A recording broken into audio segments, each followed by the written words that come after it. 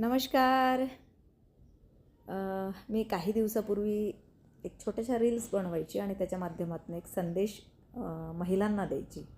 महिला भगिनींना, म्हणजे महिला भगिनींना म्हणण्यापेक्षा खचलेल्या व्यक्तींना तो संदेश असायचा, की जे कुठेतरी आयुष्यामध्ये चढउतार येतात आणि त्यानंतर मग कुणाचा सपोर्ट नाही आहे, कुणाचा आधार नाही आहे आणि त्यामुळे ती व्यक्ती खचून जाते. तर त्या लोकांसाठी असायचा. तर मी आजपासून ती पुन्हा सुरुवात करणार आहे छोट्या छोट्या रील्स बनवण्याची.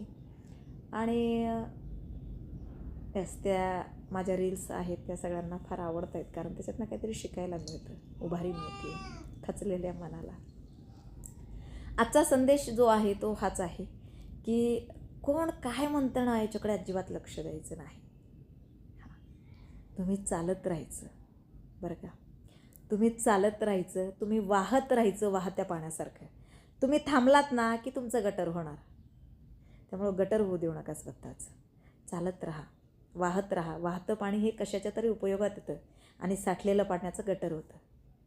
त्यामुळे तुमचं तुम्ही ठरवा, तुम्हाला गटर व्हायचं की वाहतं पाणी होऊन कुणाच्या तरी उपयोगात यायचं. हाच आजचा संदेश आहे.